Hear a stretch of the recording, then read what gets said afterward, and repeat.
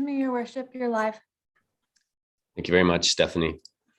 All right, Council, it's 3 o'clock. I'm going to call the Special Strategic Initiative Standing Committee for Wednesday, November 10th to order, and we will start off with the land acknowledgement, and I will look to Councillor Doherty for that, please. Thank you, Your Worship. For more than 15,000 years, the First Nations walked upon and cared for the lands we now call home. Anishinaabek, Haudenosaunee, Ojibwe, and many others who cared for their families and communities the way we now seek to care for ours. The town of Collingwood acknowledges the Lake Simcoe Nottawasaga Treaty of 1818 and respects all of the nation-to-nation agreements that have formed relationships with the original inhabitants of Turtle Island. The reality of our shared history, the current contributions of Indigenous people within our community, and seeks to continue empowering expressions of pride among all of the diverse stakeholders in this area. We seek to do better, to continue to recognize, learn, and grow in friendship and community, nation to nation. Thank you, Councillor. And I'll now look for a motion to adopt the agenda.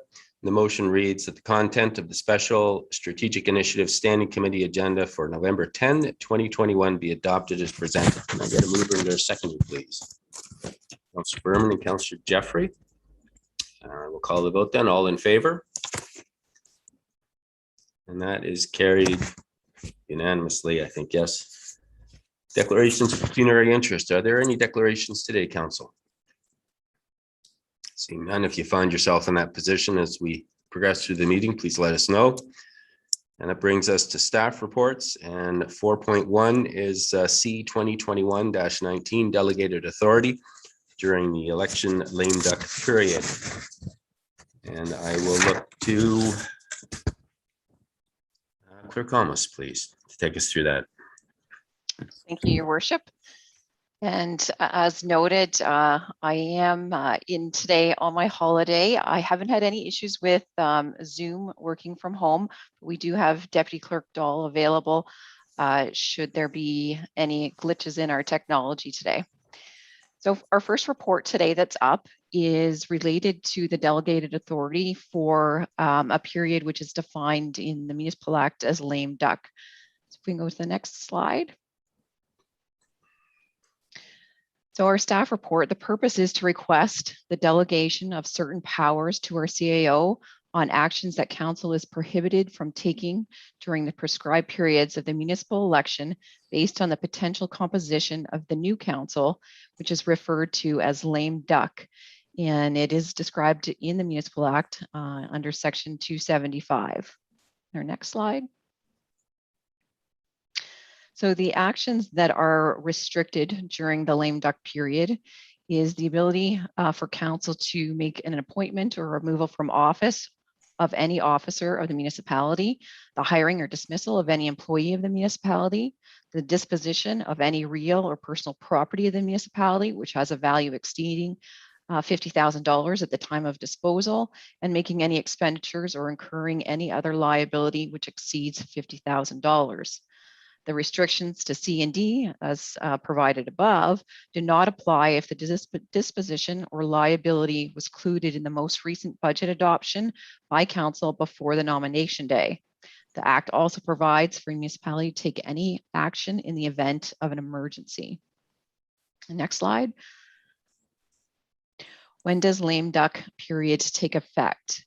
If the new council will have the same number of members as the outgoing council, and the new council will include less than 3/4 the members of the outgoing council, or if the new council will have more members than the outgoing council, the new council will include less than 3/4 of the members of the outgoing council, or if the new council will include at least 3/4 of its members of the outgoing council, 3/4 of the members of the outgoing council will not constitute at a minimum a majority of the members of the new council.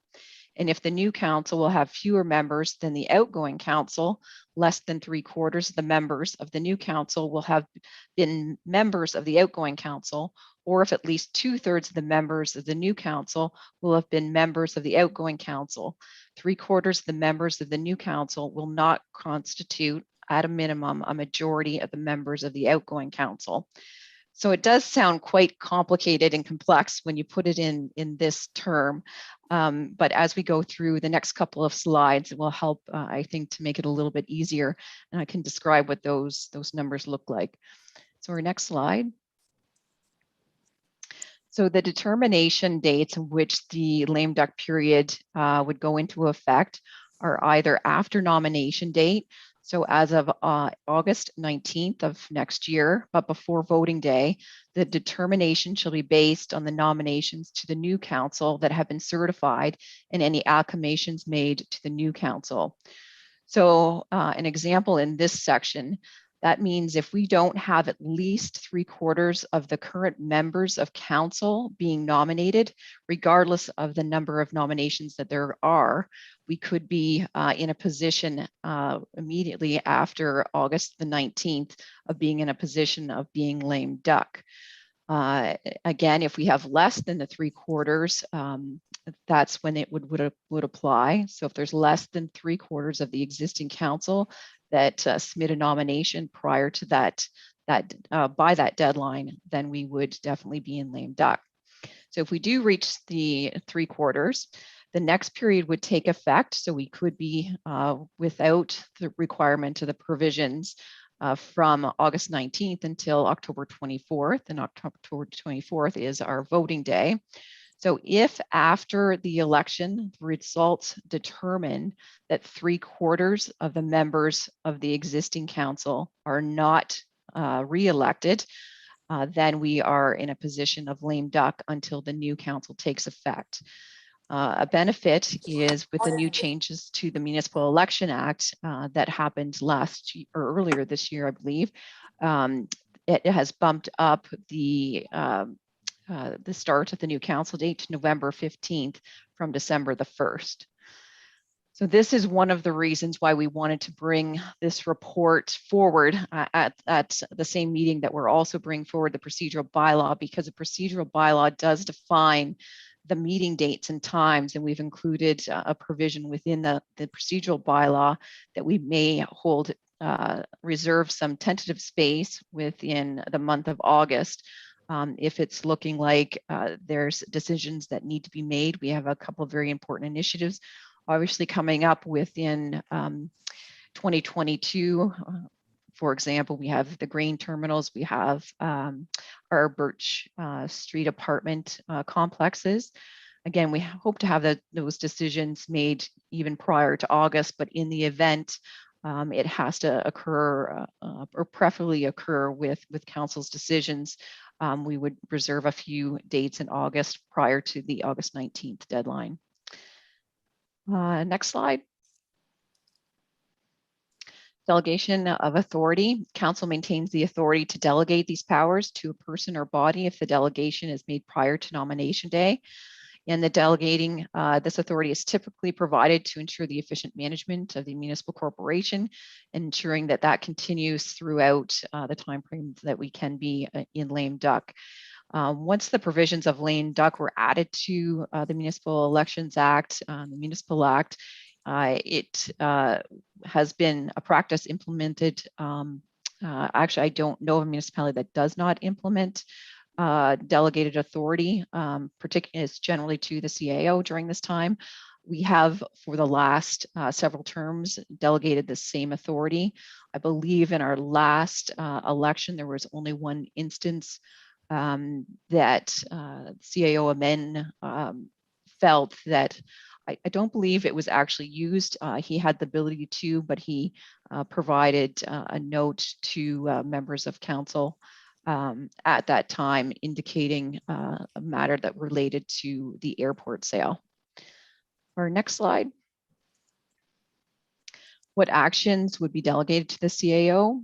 So this is what we've had in place and continue to recommend for the 2022 election year, that the appointment or removal from office of any officer of the municipality, the hiring or dismissal of any employee of the municipality, the disposition or purchase of any real or personal property of the municipality, and making any expenditures or incurring any other liability deemed necessary for the continuous operation and provision of services to the residents of the municipality, including the executing of documents deemed necessary to ensure residents are well served. Next slide.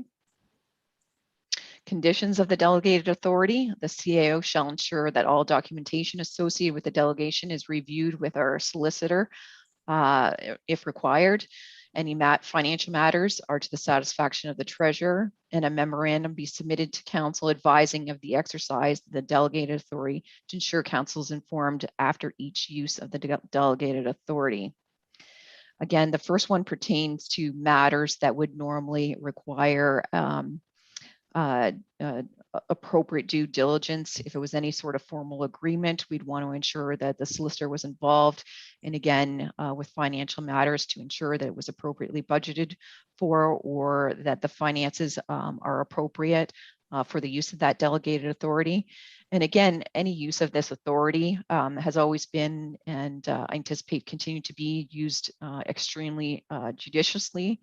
And how it's utilized or implemented, and if items can be deferred to a later date that don't have a very important sense of urgency, then it would generally be held off. Our next slide. And that's it. Thank you, Clerk Thomas. I'm going to look back to you again, or to Deputy Clerk Dahl, just to indicate whether there is anyone from our audience that would like to speak to this report, please. Thank you, Your Worship. It looks like at this time, we do not have any attendees that wish to participate in this conversation. All right, well, then I'll put the resolution on the floor and I'll open it to council for discussion. And the resolution reads that staff report C2021-19 delegated authority during election lame duck period be received, and that council hereby delegate to the Chief Administrative Officer, CAO, the authority to take the following actions and to do anything necessary to effect to complete such actions during any period in which the council may be in a lame duck status pursuant to section 275 of the Municipal Act 2001 SO 2001 Chapter 25 during 2022. First, the appointment or removal from office of any officer of the municipality. 2, the hiring or dismissal of any employee of the municipality. 3, the disposition or purchase of any real or personal property of the municipality. And 4, making any expenditures or incurring any other liability deemed necessary for the continuous operation and provision of services to the residents of the municipality, including the executing of documents deemed necessary to ensure residents are well served. And further, that the CAO report to council on any and all actions taken under the delegated authority granted herein and as outlined in the subject report. Can I get a mover and a seconder for that, please? Councillor Berman and Councillor Doherty. I'll open the floor. Are there questions or comments, council? I have Councillor Jeffrey and then Councillor Berman. Thank you, Mayor Saunderson. So my comments first off would be, normally this is a pretty straightforward kind of thing that we do each time. But for me, in light of a judicial inquiry and some opportunities taken by previous staff, which led to some of that, is there any reason why the accounting or the transparency of those decisions or delegated authorities that are going to be used can't be given to council before they're done? It's not like we're not around anymore and we wouldn't have the power to take that away, but could we push the transparency of notice to council of those authorities taken before they actually happen as opposed to after the fact? I'll look to Clerk Thomas. Sarah? Certainly. I think to best address that, I don't see any reason necessarily that notice in advance of the decision couldn't be made. However, council members individually wouldn't be able to influence the CAO in the use of that delegated authority at that point, as it would be after the fact. Maybe I'll open it up to CAO Skinner if she has any concerns with that approach. CAO? Thank you, through your worship, to Councillor Jeffrey. I don't have any concerns. I think the intention here is to simply keep the municipality running for those routine things that need to happen to serve residents well. And I would take the clerk's advice on what is procedurally the way that we must move, but I'm happy to do it in a way that makes council most satisfied. Thank you. Mr. Jeffrey? Yes, thank you for that. It's because it's standard operating for the municipality. I mean, there's many times we don't operate within the month. Council doesn't meet in terms of the month of August. So I'm just thinking it's same old, same old. It's nothing. Even in emergency, it would be a discussion with council so that they know what's going on. And of course, we wouldn't want to influence the delegated authority. We wouldn't even have that authority to do it. But once you give it away, it's gone. And I think transparency is pretty key. And in those opportunities where we can get it ahead of time, I think that's pretty important. Thank you. Councillor Berman? Thank you, Mayor Saunderson. I have two questions. The first one is just a timing thing. I was wondering why, or if there was any particular reason through you to the clerk, why this is in front of us now, as opposed to 6 months from now when it was with the last term. Is there a reason we're doing it earlier than we did last term? Sarah? Thank you, Worship, to Councillor Berman. The reason why, as you'll see when we get into the procedural bylaw, we identify a change within there to allow additional meetings, and it's for the purposes of lame duck. A lot of municipalities identify lame duck resolutions on an ongoing basis, and they're not regularly reviewed. They stay in place unless council wishes to revoke them in an election year. That's the only purpose. Okay. Councillor? Yep, go ahead. Thanks. That answers my question, and I have no issue with this at all, so I'm good with it. My second question, and Mayor Saunderson, I'll ask if you'd, I think it ties in with this, but if you'd prefer it to wait till other business, it would be through you to the CAO, and it's regarding also this sort of a different type of lame duck, in that I'd emailed the CAO, and I think council was all got the response back around Labor Day weekend about preparing for the possibility of losing mayor before the end of this term. And I was hoping that maybe staff would be able to come out early September, October with a contingency plan so that it wasn't left to the last minute and it takes politics out of it. And I was just wondering, through you to the CAO, where, if anywhere, we are on that, or do you need a notice of motion with a suggestion?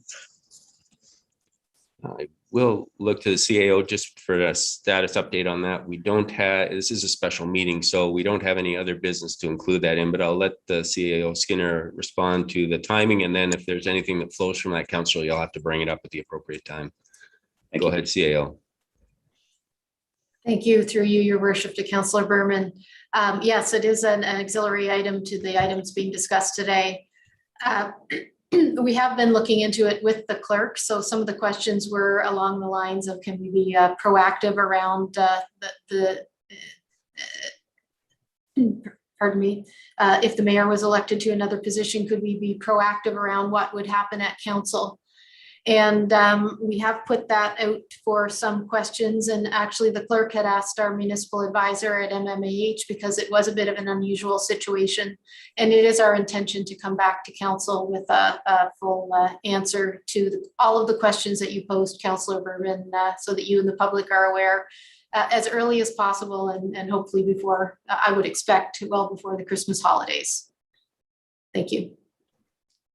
Any follow-up, Councillor? Thank you. Any other questions or comments, council? Seeing none, then I'll call the vote. All in favor? That is carried. Yeah, there's Councillor Madigan. So that is unanimous. Thank you. And that brings us then to item 4.2, C 2021-14 Procedural Bylaw Review and Update.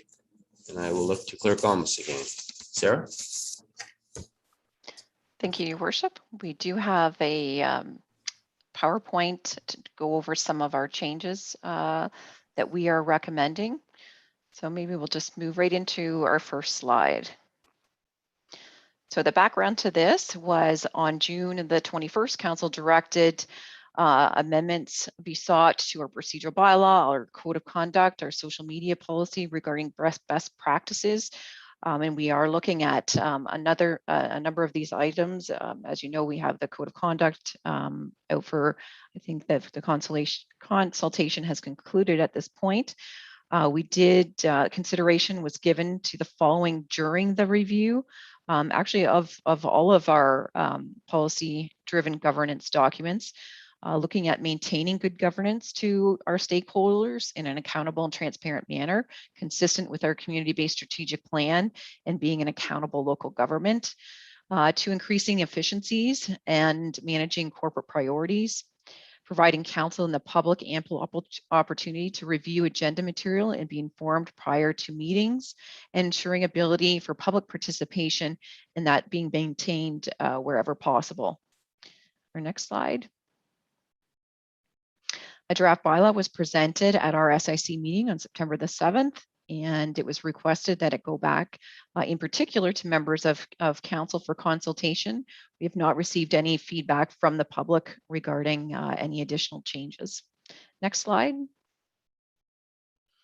The highlights from our original recommendations included rearranging the order of business on our agenda, simplifying the requirements of the inaugural meeting and recognizing the changes in dates that have been identified, as were actually identified in our previous report as well, including a correspondence list to remove bulk communications from the general consent agenda, ability to hold in-camera sessions earlier in the day, and to consider a motion to approve an in-camera agenda without having to move into closed session.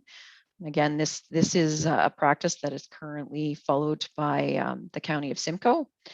Remove rules and responsibilities from the bylaw as they are outlined in the Municipal Act. Our next slide. Discontinuing of paper motion sheets. Updating the decorum to reflect remote meeting environments, clarification between terms of defer and refer, continued use of our voting cards, allowing the CAO to call a point of privilege, clarification to the process of calling a notice of motion and circulation of motions to municipal advocacy organizations as appropriate, implementation of a hybrid meeting, publishing deadlines for council, standing committee, and other committee and boards, meeting dates and start times for standing committees. Next slide.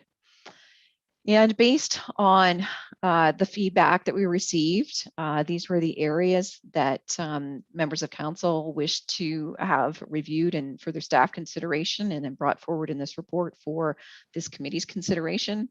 So inclusion of procedures to assign members of council to committees and boards by the striking committee, timeline to provide responses to questions of clarification asked prior to a meeting, delegation of signing authority or other members should the mayor or deputy mayor not be available, provision of notice when requesting direction to staff, ability for a member to address a standing committee, local board or other committee. And again, that's participating in another committee should they not actually be a member of that committee. Inclusion of notice requirements for in-camera agendas and material. And our next slide, maintaining the role of mayor and including the role of the deputy mayor.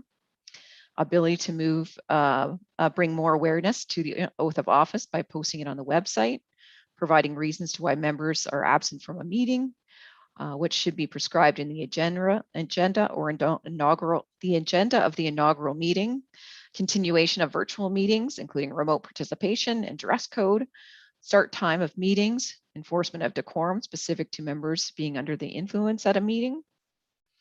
Next slide. Speaking to a motion, frequency and ability, the authority for the CAO to act on a point of privilege, process regarding notice of motion and its consideration at a standing committee, continued use of voting cards when participating in person, and consideration of electronic voting methods, inclusion of notice requirements for in-camera agendas and material. Next slide. So what is being proposed on staff based on that information? So again, further, as council is fully aware, and any of the public that is watching or participating today, that within the staff report, we identified the full procedural bylaw together with the specific comments and items that staff could support and made the necessary adjustment. So going through some of the considerations that were made, addition of a tentative meeting calendar in August in an election year. And what is being proposed is to ensure, regardless of what meetings may be set in August, that council is fully aware that there may be the requirement to do so. We know that between council and staff, if there's no meeting scheduled, the intent is that there's generally, unless it's an emergency, no additional meetings held. And we want to ensure that council and staff have appropriate 2 weeks without meetings. So we have reflected that in what is being proposed. Clarification to the proposed changes to the general consent agenda and correspondence list, being for the purpose of removing the bulk communications from the agenda. So as we're proposing, the general items would not make it on a list that is part of a council agenda. All that correspondence will be identified and posted on a public area within our website. Links will be provided to members of council when that information has been updated. If members of council do see something that they feel should be addressed or council should consider making a decision on, they may choose to request that item be added to a future council meeting. Any specific communications from residents regarding matters that require council's attention pertain to any concerns or recommendations that they may have will appear on a council agenda. Our next item, inclusion of specific items to the inaugural meeting and responsibility for determining the location and date. We did oversimplify after reviewing council's comments, the items to be included within the inaugural meetings. We have kept in our general requirements of our Indigenous affirmation, obviously our swearing in and oath of office, as well as the code of conduct affirmation. Anything that, again, it will be reviewed in my anticipation with the mayor-elect and the following council, but we want to ensure that the agenda is respectful of diversity and inclusion as well. So we don't want the content of that agenda to be offensive or concerning to any individual, as it's a very momentous occasion for our swearing in of our new members of council. Next, clarifying the intent of the additions within the decorum provisions, providing clarity to the process of bringing forward a notice of motion, calling on points of privilege to remain at the council level. So again, this was a new initiative. Staff were trying to look at something outside of the box, in the light of not making council feel that they might have an obligation to take a look at that. Regardless, our CAO may always request the attention of the mayor or members of council and the ability to speak should it be permitted. So we have actually removed that specific provision from within here.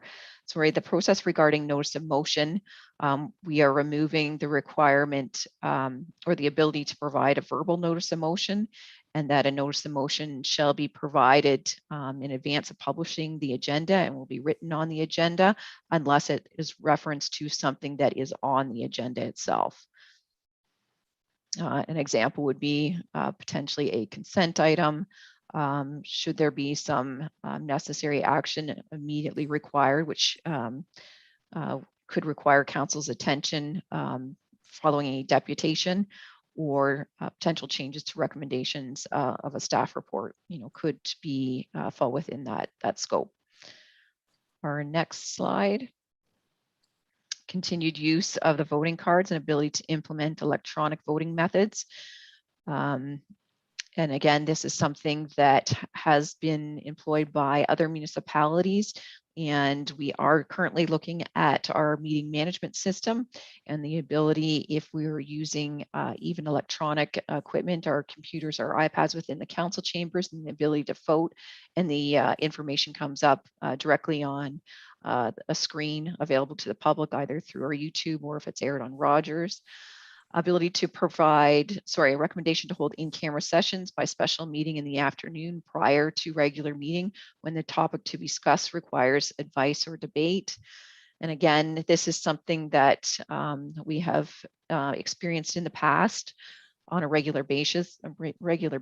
Our discussions during council have been they're very detailed, and sometimes our conversation on the in-camera items that need to be discussed require great attention, and after 3 or 4 hours of regular meeting and making decisions later in the evening may not be the most prudent. So staff are recommending the ability to hold meetings, particularly those ones that need some thorough, attention and diligence and discussion. It will also assist with the requirement, should we need a consultant or a solicitor in camera, to not incur additional overtime rates that may be applicable if they're attending late into the evening versus in the afternoon. Ability to approve an in-camera agenda without having to actually move into closed session should the nature of the agenda be general. So this, again, is a practice that has been implemented by the county of Simcoe. If the information is general in nature, it's being received for information, or there's a recommendation or providing instruction to solicitor staff, that's very limited reasons why you can make a decision in camera. But if there is no general concern, then the in-camera agenda and recommendations contained therein can be approved publicly without the requirement to go in camera. If council feels that, if any member of council feels that they do require additional clarification, they can request it through the mayor to move into the closed session. Next is inclusion of housekeeping measures to ensure consistency in process with regard to deadlines to submit delegation requests, motions, requests for clarification, requests for staff reports. So there was a few areas that were identified that were inconsistent in various provisions within the bylaw. So we have done some appropriately needed housekeeping to ensure that matters are consistent. Review of the governance model with an option to move to a committee of the whole structure. And again, the consideration of this was based on the concerns, especially with our corporate community services and our strategic initiatives committee meetings being quite lengthy and rolling into one another. So we're providing some options that might help alleviate that moving forward. So next slide.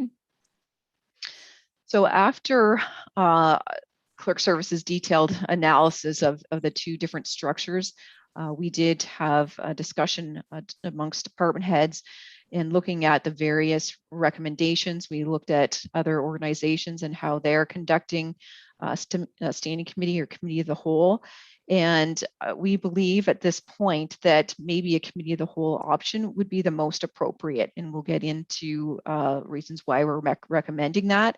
However, if council wishes to stay with our standing committee structure, we do recommend switching the meeting times for corporate community services and SIC. So the corporate community service would start at 2 and SIC at 5 p.m. And we'll get into some of the rationale for the governance model change. Next slide. So option number one, so committee of the whole is less formal. It's similar to our standing committee structure that, discussion, less formal discussion-oriented meeting. It facilitates the decision-making process of council. The committee is comprised of all members of council who fully participate in the debate and forward recommendations to council for final consideration. The committee of the whole is an important forum for policy debate and public input on issues within council's area of responsibility. To ensure there remains an opportunity for professional growth, staff recommend the implementation of providing for volunteer chairing of the committee of the whole meetings on a prescribed rotating schedule. And depending on the reason why we've recommended that, we'll get into it as well. It's one of the benefits of our current standing committee structure, and one of the reasons why we recommended that structure a few years ago was to provide an opportunity to members of council to enhance their leadership and professional growth experience in chairing and facilitating meetings. So to combat that within the committee of the whole, we recommend considering a volunteer chairing opportunity. We don't also want to frighten potential candidates that may be new individuals to municipal governance, should they not wish to chair in their first term of council, that they wouldn't be required to. So again, it would depend if we had 7 members or if we had 2 members that request to share the role of chair during a committee of the whole. And regardless, that's an opportunity that we've included in here, or it could be a dedicated chair as prescribed by council, whether it's the mayor or another member. Next slide. All members of council can participate within each committee. This is also beneficial if in the future we do move to a ward system, because all members of council do participate on each review of the staff report, which is beneficial when it gets back to council, because there has been full participation at the committee of the whole level, and generally then less requirement to fully debate various reports at the final meeting for consideration. It's not restricted by mandates of the standing committee terms of reference. So currently we only address items within each of those standing committees pertaining to, they're mostly based on departmental functions. So again, which makes it a little bit restricting when we have staff reports that just about make it to a council agenda or a standing committee agenda that have to then wait for the following month because they should be flowing through the standing committee structure when they could be pushed off to the next committee of the whole meeting. The number of meetings could be consolidated, potentially eliminate one council meeting per month. Deputants and delegations are able to present to all members of council in a committee of the whole format. We do get some pushback from individuals wishing to be a delegation when we push them towards a standing committee and they want all of council to hear their concerns and not just 5 members to hear their concerns. Local boards report into committee of the whole, allowing for more appropriate informal discussion at this level. Members that are appointed as council's representative or liaison to other bodies are not always on the respective standing committee. And we currently have that obviously with our MVCA appointment and our BIA appointments. Those report through standing committees in which those council representatives do not regularly sit on as a standing committee member. Next slide. Members don't have a specialty. So these are the challenges, sorry. Members don't have a specialty or focus area of municipal business and are required to be familiar with all aspects. At this point, we've noticed the original setup for standing committees was to rotate members to the different standing committees to give them experience in different areas. But we found, especially throughout this term, that there is benefits of having members stay on the existing committees. There's a lot of ongoing files that they become much more intimate with than the other members of council. The current standing committee structure provides opportunities for members to learn and have the opportunity to chair meetings. And again, as we noted, that's why we've proposed a potential opportunity to have voluntary chairs. Meetings could be longer as there's more members present to debate the matters. Perception that when a matter is approved at a committee of the whole, that it would be automatically approved by council. And again, this is a perception of many that it means it's an automatic approval if it's received approval at the standing committee level, particularly SIC, when that's really not the case. Members of council do have 2 weeks in between meetings in which constituents can pose additional questions or concerns. It provides members an additional opportunity to undertake more review and research on the matter, in which it could lead to changing their minds prior to the final decision of council being made. Next slide. So the standing committee structure, so status quo. So currently we do have 3 standing committees, and they have their focus mandates, so strategic initiatives, corporate and community services, and development and operations. Next slide. The benefits of standing committees: each standing committee can champion the recommended initiative, services, or programs when the matter is before full council for consideration. It divides up the very broad range of council responsibilities into specialized areas of interest.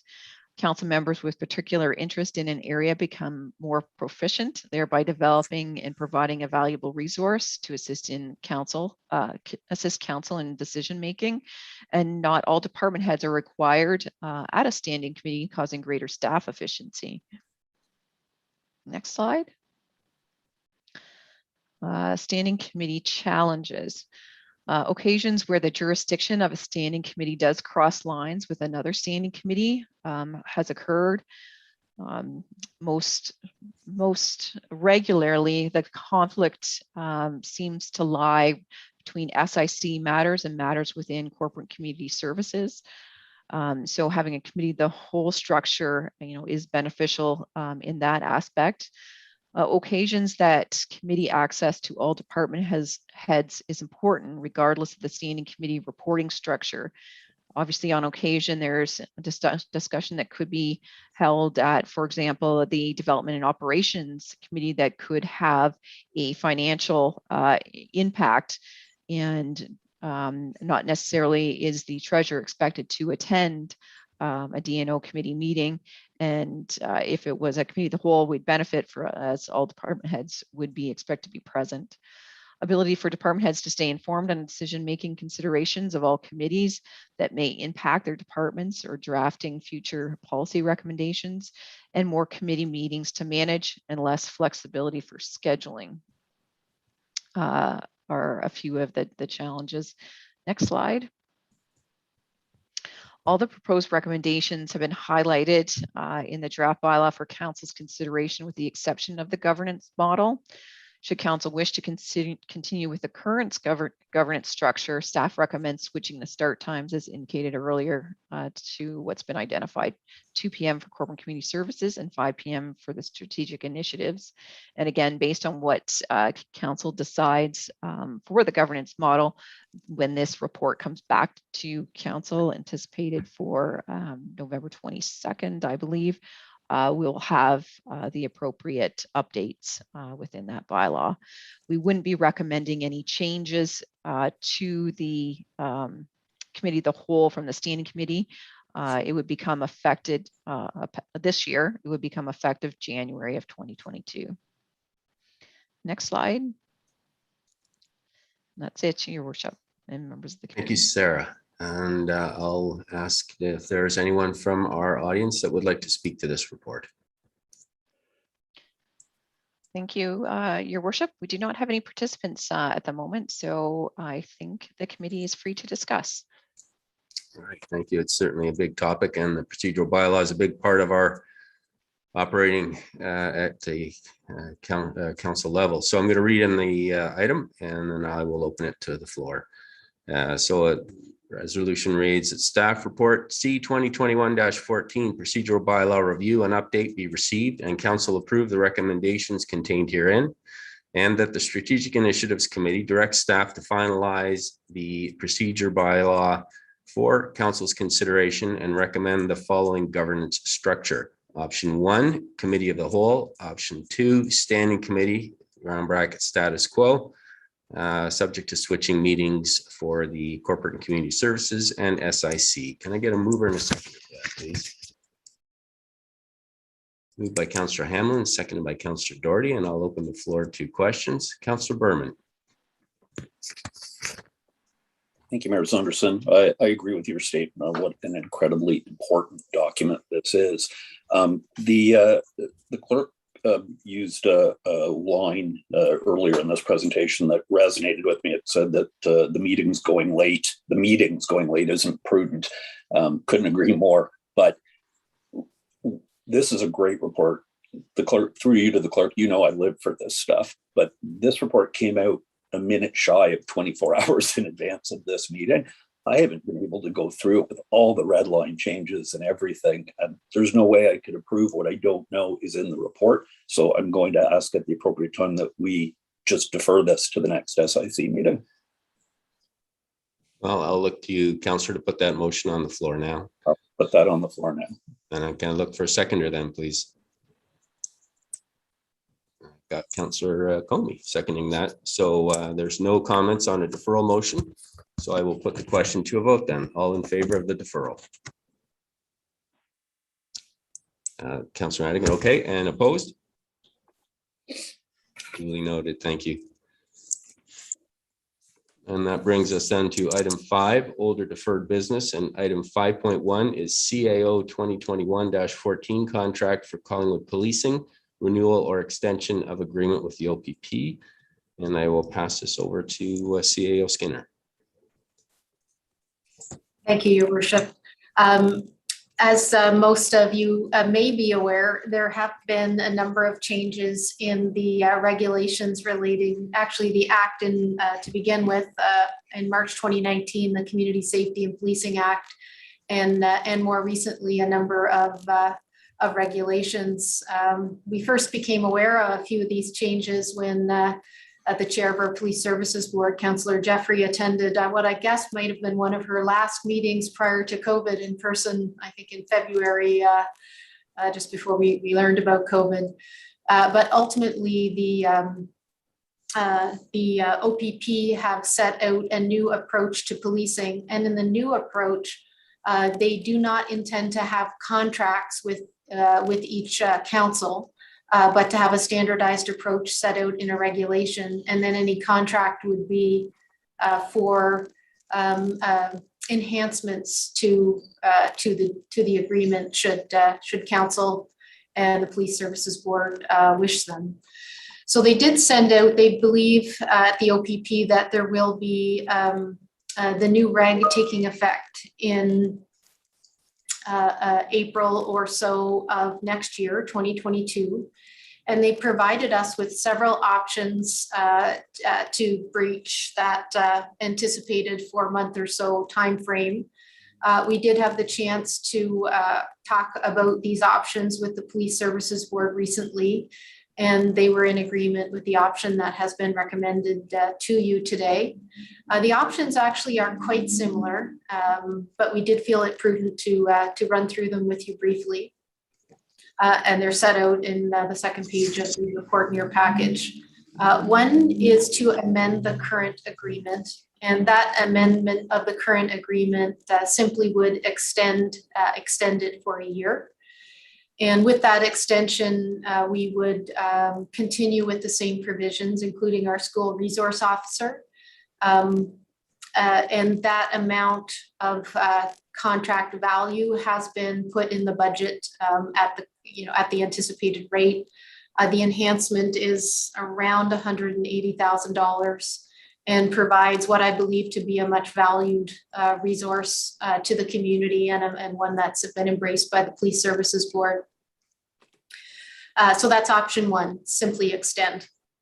Option 2 is to execute a new agreement. To me, this one sounds an awful lot like option 1, but what appears to be the exact same agreement can be executed with the OPP, and it could be for a term of 3 years until the end of 2024, and we can opt into an enhancement or not as we wish.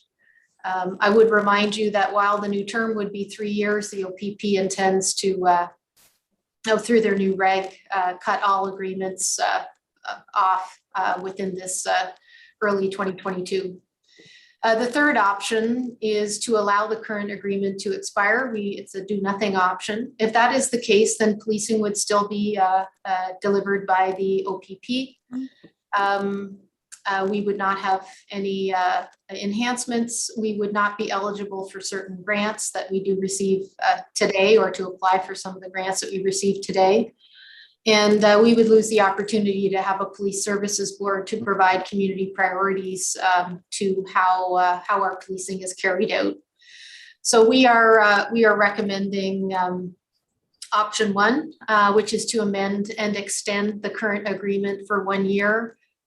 Fully understanding from the OPP that we're likely to have that superseded by the OPP's new approach when their reg comes into effect in 2022.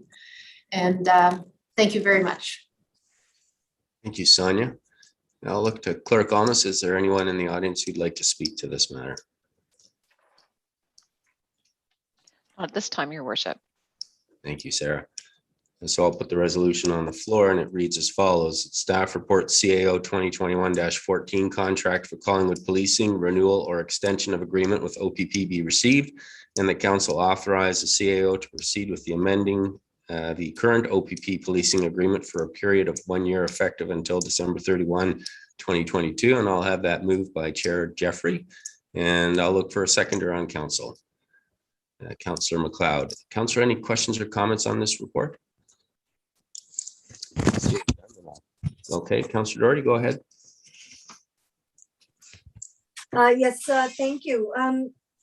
So option 1, I'm just wondering if I'm misinterpreting. In my world, I would have thought that what the intent of option 1 is to extend the current agreement, and yet the choice of words here is amend. Which suggests to me that we would be making changes to the current contract or the terms of the contract. I just wonder if you could just clarify that for me, please. Yeah, I think what CAO is recommending that we amend it by extending it for a year, but I'll look to the CAO for confirmation on that. Thank you. You are both correct. There is no intent to change the agreement other than the expiry date. And if I remember correctly, the intention was to have the agreement attached to the report, so it may be there at your fingertips if you wish to read it, but the provisions have not changed, only the end date. Thank you. Thank you. Very good. Thank you. Any other questions or comments, council? Seeing none, then I'll call the vote. All in favor? That is carried unanimously. Yes, thank you. All right, that brings us to item 5.2, CAO 2021-13 Collingwood Judicial Inquiry, 1 year anniversary of the release of the CJI report. And I will pass that over to CAO Skinner and Clerk Almas. I'm not sure who's presenting on that. Thank you, Your Worship. I will present, although I will acknowledge that the clerk and the clerk's office have done quite a lot of work on this file. I hope that while we don't have people logged into the Zoom call as audience members, I hope that there's many in town who are streaming it as on YouTube or other channels. Because one thing I did want to do was sort of hold up the JI report just to remind people, how much information is truly in this volume. It's quite a bit of work. There is a presentation, so I'd ask the clerk's office to put that up, please. And I'm just going to walk through a couple of the highlights of the 1 year. If you'll recall, and I did mention it at the time, this was on an agenda for November 1st that ran somewhat long. And I'd mentioned that November 2nd, 2020 was the date that we all waited for the release of the report. So I meant to give you this on the exact 365th day after the publishing of the report, but you have the same material, but we're going to talk about it a week or just over that later. Next slide, please. So as council very much knows, in February 2018, the then council requested the judicial inquiry to investigate two things: the 50% sale, 50% share sale of the Collingwood Utility Services Corporation to PowerStream Inc. in 2012, and the subsequent use of those funds. There were 63 days of public hearings between April and December 2019 during this term of council. And the report was issued on November 2nd and quite rightly called Transparency and the Public Trust Report on the Collingwood Judicial Inquiry. And the final recommendation of the 306 provided is that the town of Collingwood should issue a public report on the first anniversary of the release of this report describing council's response to these recommendations. So here we are. Next slide, please. This is the status of the 306 recommendations, and we have made a commitment to achieving absolute 100% of the full value we can from the investment that our municipality has made in this judicial inquiry, including the implementation of as many recommendations as possible. So I want to walk you briefly through this chart. The first category is substantially complete. And substantially complete means that we've read the recommendation and we have generally done it, but we haven't done it in exactly the way that Justice Morocco suggested. For example, we have CAO duties in the job description, but not in a specific CAO bylaw. So it is our intention to bring those all into conformance with the Justice's recommendations within 2022, but we prioritize some other things that I'll talk about in a moment that were actual changes to how we do business. So there's 19 items in substantially complete. There were 31 items related to corporations with the municipality, and as we no longer have any, we have left those for other municipalities to consider for their corporations.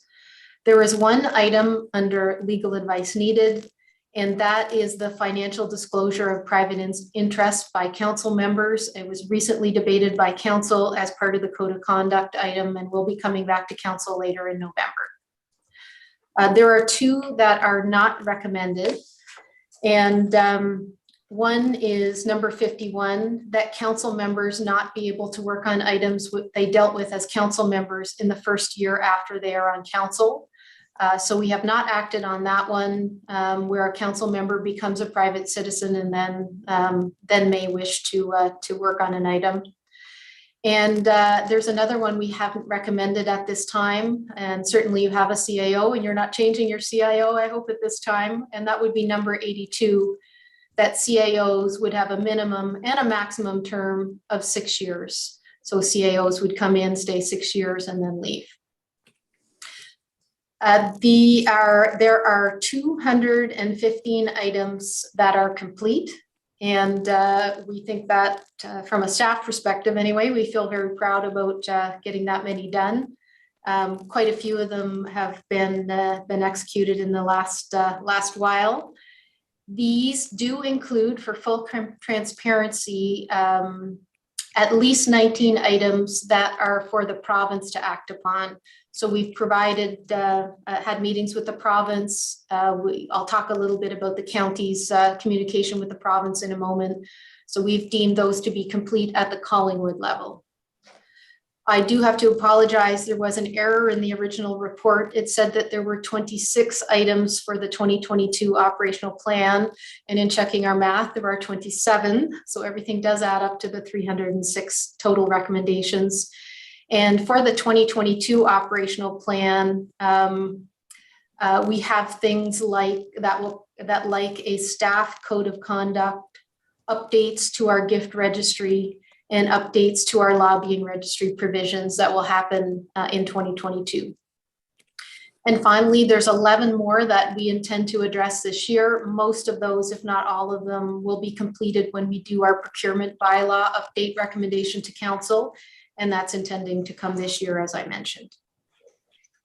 So overall, there's been a lot of work done to get value from the judicial inquiry.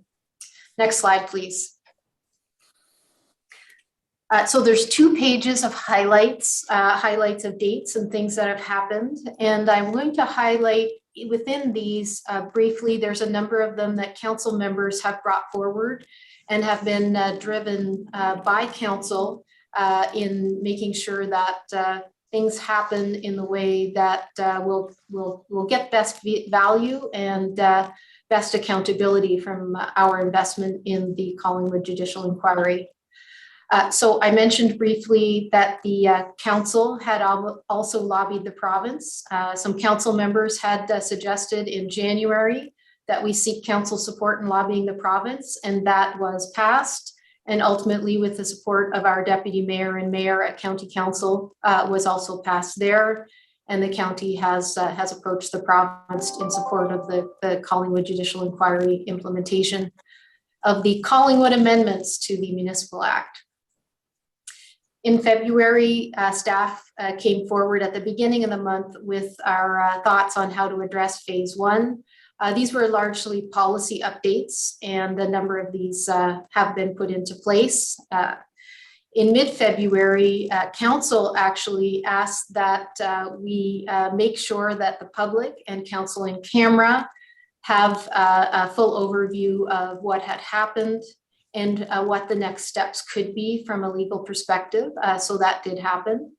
And on that same day, council approved an RFP for a lobbyist registry integrity commissioner that has now been executed, and we have updated that approach, which now has a lobbyist registrar reporting directly to council on the lobbyist registrar decisions. And on the staff side, we provide the policy updates and any supports that are needed. In March, also at the direction of council, the public and in-camera council were able to hear directly from the former CAOs of the municipality who had insight into what had happened prior to and during the Collingwood Judicial Inquiry. Next slide, please. It's the second of 2 slides here on highlights. By March, the end of March, we were able to open up for public consultation, including consultation through the Engage Collingwood platform. And that led to, I'm going to skip one, in April 7th, having a virtual town hall, which was challenging during COVID. And it was one of the first town hall type meetings that we held to get further public input. So we advertised that widely. In May, council retained a legal firm, BLG, to ascertain potential actions against the various parties related to the CJI, Collingwood Judicial Inquiry, and to provide Justice Morocco's report to the OPP and make sure that they were aware of formally aware of all of the information that was contained within the Justice's report and the availability of other information through the website and correspondence, et cetera, that was reviewed during the Collingwood Judicial Inquiry. As we got into September, there were a number of policy updates that council will be very familiar with, and I hope that the community will be familiar with as well, including our procedural bylaw that was discussed today as well, the whistleblower policy, and our code of conduct that will be coming back to council in November. So some work continues, particularly with respect to holding folks accountable and our policy work, but there's been quite a lot that's of decisions of council through the year. Next slide, please. I've already talked about public consultation a bit, but the Engage Collingwood page was active for input in the first quarter of the year, getting into the second quarter. And we did have our virtual town hall Zoom meeting. And we are always open for public consultation on Engage Collingwood, and the public is always encouraged to provide us with information. Next slide, please. Additional actions, just highlights. The OPP has indicated to me that their investigation continues. It has not been stopped. I have been in regular contact with the person who is the lead of the OPP investigation and offered to provide any support or documents that they wish to have. And certainly we would cooperate if any requests are forthcoming to us.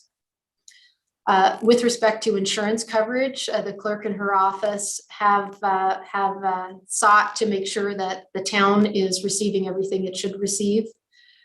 We have filed a claim to request reconsideration for various expenses, mostly legal costs. That is working its way through the process. We have also contacted EPCOR as we heard their insurance provider,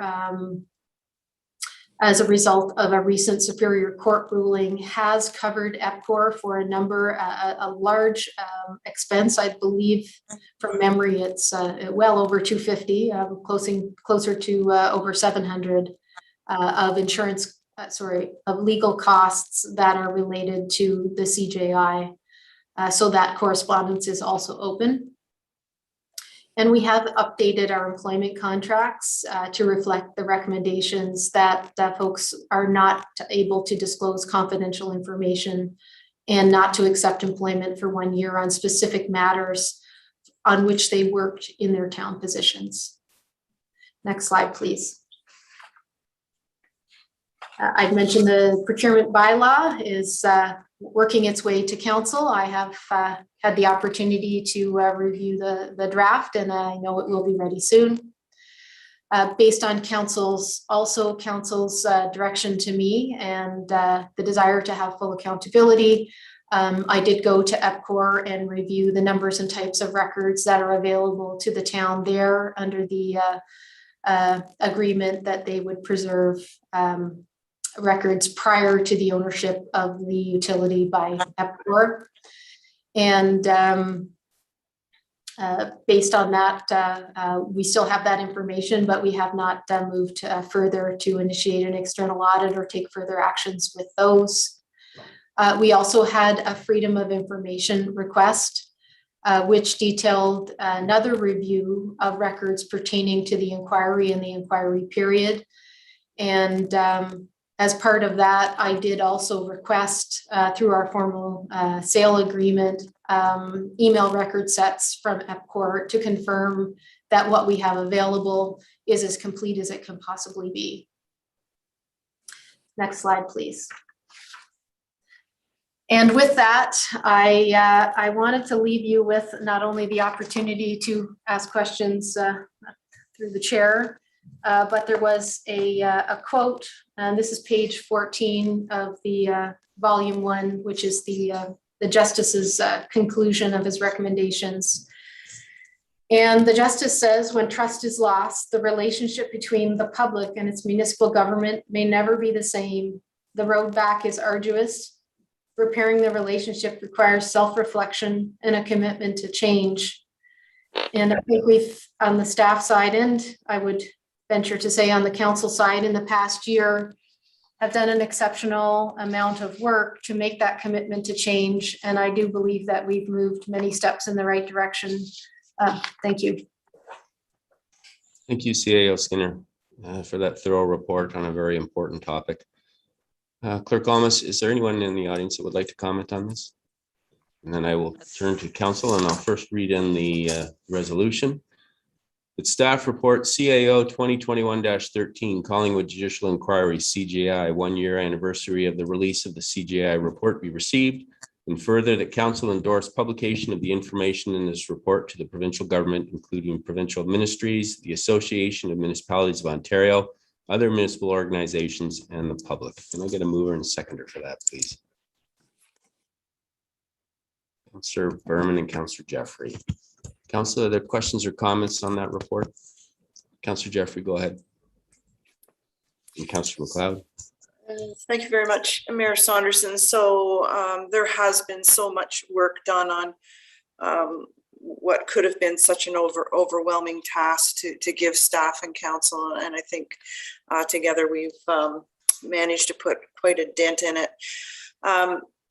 So my first thing is just to clarify, in our slides and reports, we always say OPP, and it gives me a little angst. I'd like to clarify, if we could, in those, that it's OPP anti-rackets out of another location and not the OPP locally.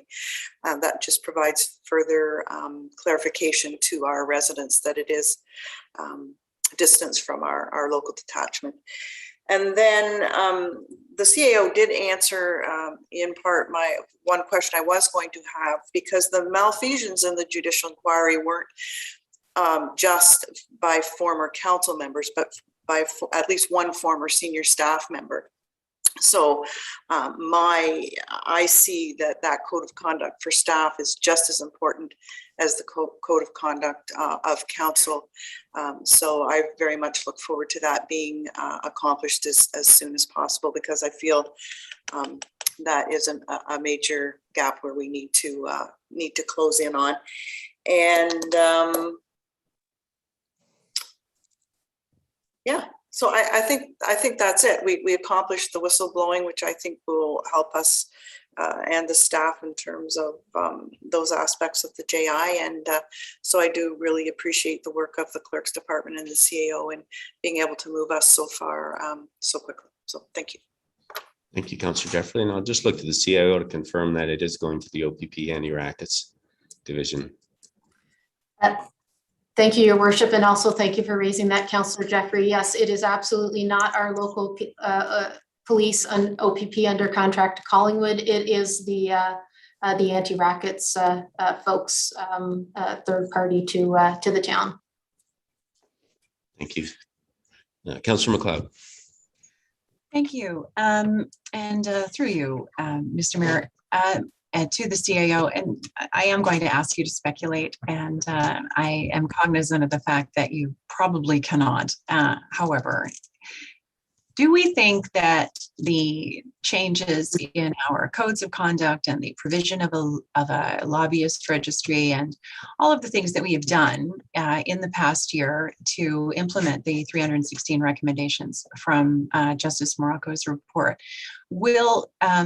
could have, had they been in place prior to 2010, prevented the dirty deeds that were done at such considerable cost to our town?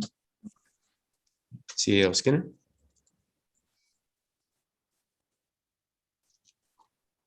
Thank you, Your Worship.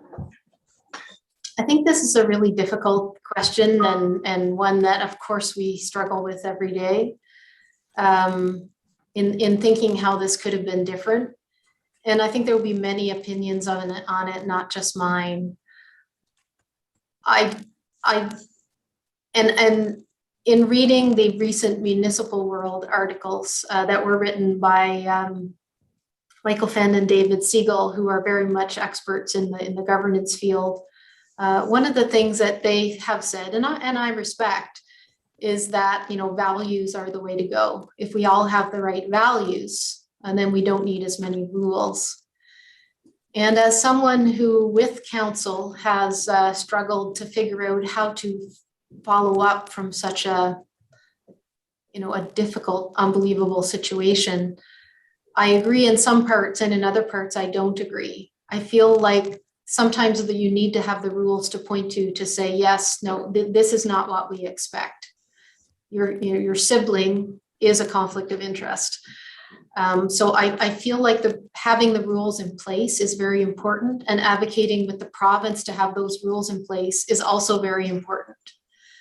I probably am looking at things mostly from a staff perspective, but certainly the staff side very much bothers me. I went through, 28 of my 32 years of public service saying that those people who are breaking the rules are a fantasy of people's imagination, that no, we're just your neighbors trying to do a good job. And then I found out that that wasn't the case.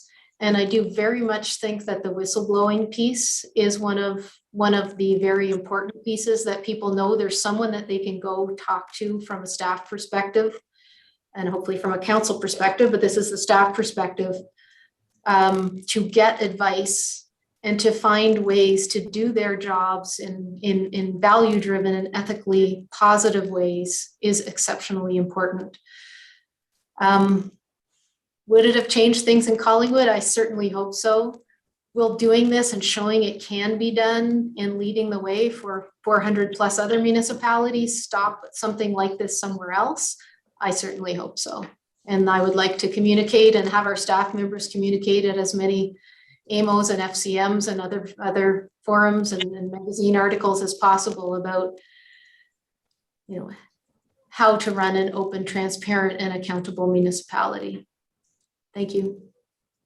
Thank you, CAO. And if I can interject as well and provide comments from a council member who sat on the 2015 to 2018 council. I think these recommendations go a long way to arming a municipality to making sure these things don't happen, but nothing's foolproof. And I think that we must always be vigilant in how we approach our day-to-day work at council and our interactions with staff and our public. And certainly when the deputy mayor and I were at county council at this discussion, it was interesting to hear the perspectives around the table from other municipalities. But I would certainly say to our residents of Collingwood and to this council that I think Collingwood is a leading municipality in Ontario, and that we are making sure that we do everything in our power to make sure this never happens again. But vigilance and values are the underlying precepts there, and we must always be mindful of those. Councillor McLeod, go ahead. Thank you. I just had one more question through you, Mr. Mayor, to the CAO. I understand that recently you actually sat down with Justice Morocco and a couple of other luminaries in the municipal governance world. And I wonder if you could provide to us perhaps some insights into the conversations that you had there. And one of the things that I constantly, even this afternoon, as a matter of fact, when I was walking my dog, ended up in a conversation with a neighbor about the JI, and tried to clear up some misconceptions that this neighbor had regarding it. And one of the misconceptions is that no wrongdoing was found. No, and just because someone isn't been carted off to jail doesn't mean that no wrongdoing was found. And I wonder if you can perhaps, CAO Skinner, speak to any conversation that you had with Justice Morocco regarding findings of wrongdoing, because to me, the whole darn thing was a finding of wrongdoing, but perhaps that is a misconception on my part too. Can you clarify? CAO Skinner. Thank you, through you, Your Worship, to Councillor McLeod. Yes, I did. I was privileged to be able to be backstage at a recent taping for the Ontario Municipal Administrators Association, which is this municipal CAO's organization. And they asked the head counsel, Kate McGran, now retired Justice Morocco, and the two authors from the municipal world articles, I mentioned Michael Fenn and David Segal, to come and tape a session for their conference. I understand that the session will be available on their website soon, if it isn't already, so we could be able to share that link, I hope, with council. Because of the nature of the organization, which is a CAO's organization, a lot of the conversation was around the role, the taped conversation was around the role of the CAO and the types of differentiation between the accountabilities of the CAO and the mayors. But I did have a chance to have some conversation with Justice Morocco and asked a number of questions I'll do some in generalities because I didn't ask him and Ms. McGran if I could publicly report on all of their comments, but generally I did ask about things like the number of times that it was mentioned that in the report they did not accept the testimony or written material of people who had been in front of the justice. And basically I was told the words are what the words mean, did not accept, did not take it as the truth, that these were the things that had happened. I also specifically asked about, why can't there be findings of criminal type findings or specific findings of wrongdoing. And they clarified for me what I had understood procedurally was the case within a judicial inquiry, which is that they're not meant to find misdoings or wrongdoings of individuals. The inquiry is meant to look at procedures and processes and how to move forward in public life and with public governance. And that the materials that were provided for the inquiry, the documents, for example, or the testimony that was brought forward in the inquiry can be used further in other civil matters or in criminal matters if there is a need to pursue a particular wrongdoing. So I did feel privileged to have that conversation, and I could see from that conversation the commitment of those folks to helping to solve the challenges that had been in front of Collingwood. And I could also see from the CAOs in general at the conference, their back and forth, a desire to learn from Collingwood's investment and to move a number of the recommendations forward in more municipalities. Thank you. Thank you. Councillor, any follow-up? No, thank you. That was fascinating. Thank you. Council, any other questions or comments on this report? See none. Before I call the vote, I would like to say a few words. This is a massive investment for our community, and it continues to be an investment that we will work with and work both in our municipality and at other levels of government to make sure that the recommendations are adopted at every level possible. People should understand that the events that gave rise to the inquiry were very traumatic and impactful on our community, and that it warranted the calling out. And that we must understand that former Mayor Sandra Cooper's brother, Paul Bonwick, was involved and paid by PowerStream when they purchased 50% of our utility. And it was found by the inquiry that they had information that came from in-camera sessions. We also know, and it was found by the inquiry, that a member of council, Ian Chadwick, was employed by Compenso, Paul Bonwick's company, during that time, and that he voted notwithstanding his conflict of interest in key votes on that item and on the subsequent use of the sale proceeds. We know that the CAO, acting CAO, why these transactions occurred, particularly the purchase of the Sprung buildings, Ed Houghton, was also the CEO of the companies that were the subject of the sale process. And that information was flowing freely from the purchaser or to the purchaser that affected that outcome, that dramatically impacted our community. And we also know that on the turnaround transaction, the use of those sale proceeds with the Sprung buildings, Mr. Bonwick was paid a success fee of over $750,000, which was on top of the purchase price. The commission found that it was on top of the purchase price and therefore paid by the residents of Collingwood. And we also know that during that time, Mr. Houghton was aware of Mr. Bonwick's activity, that information was being shared with him, and that members of council, particularly the Deputy Mayor, Rick Lloyd, and Mr. Chadwick, were also privy to those discussions, and that information went back to the purchaser. Those two transactions cost this community tens of millions of dollars and will continue to cost this community money going forward. This inquiry called that out and made it public And it's important for our residents to understand that had that not happened, that activity could have continued. And we will do everything in our power to make sure that that does not happen in our community. And we will do everything in our power to make sure that the province and other levels of government take the necessary steps to make amendments to the legislation to plug holes that could have prevented what happened in Collingwood. And with that being said, I will call the vote. All in favor? That is carried unanimously. Thank you very much. Public delegations. Clerk Thomas, is there anyone from the public who wishes to speak to the committee? Seeing none, that brings us to our adjournment. Thank you, Councillor Jeffrey.